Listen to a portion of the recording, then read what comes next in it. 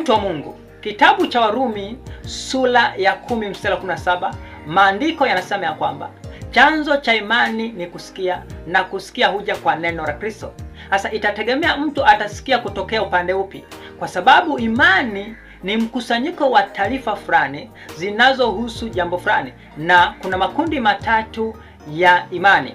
Kuna kusikia kutokea kwenye mkusanyiko wa taarifa za ufalme wa Mungu, na kuna kusikia tokea kwenye mkusanyiko wa taarifa za ufalme wa giza, na kuna kusikia tokea kwenye mkusanyiko wa taarifa za watu.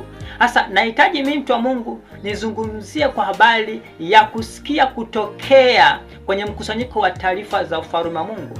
Watu wengi au Wakristo wengi huwa hawajui namna gani ya kuamini au jinsi gani ya kuamini. Mtu wa Mungu, kuamini sio kusema ya kwamba ninamwamini Mungu, au kuamini sio kuishia kujua imeandikwa, au kuamini sio kusikia peke yake, kwa sababu unaweza ukajua imeandikwa na usiamini, kwa sababu unaweza ukasikia na usiamini, na unaweza ukasema namwamini Mungu na usimaanishe. Sasa kuamini ni nini? Kuamini ni namna hii, mtu wa Mungu. Kuamini ni tukio linaloendelea kati ya fikra za mtu na taarifa aliyoisikia. Ikiwa fikra za mtu zitakubaliana na ile taarifa aliyoisikia, au zikikubali kugeuzwa sawasawa na ile taarifa aliyoisikia, basi huyu mtu ameamini. Ikiwa fikra zake zitaikataa ile taarifa, au zitapigana au kupingana na ile taarifa ambayo ameisikia huyo mtu,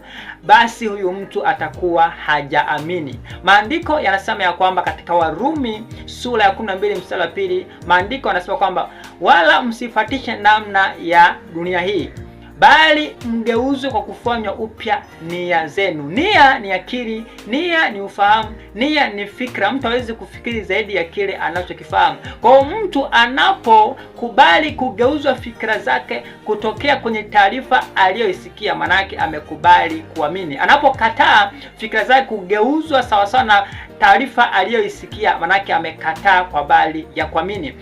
Au matokeo ya kuamini sasa, mtu wa Mungu, ni kuanza kuona sawasawa au kuwa na mtizamo sawasawa na taarifa ambayo mtu ameisikia, au ni kuanza kufikiri sawasawa na taarifa aliyoisikia mtu. Kinyume na hapo, mtu wa Mungu, haujaanza kuamini. Mtu wa Mungu, Mungu akubariki kupitia ujumbe huu.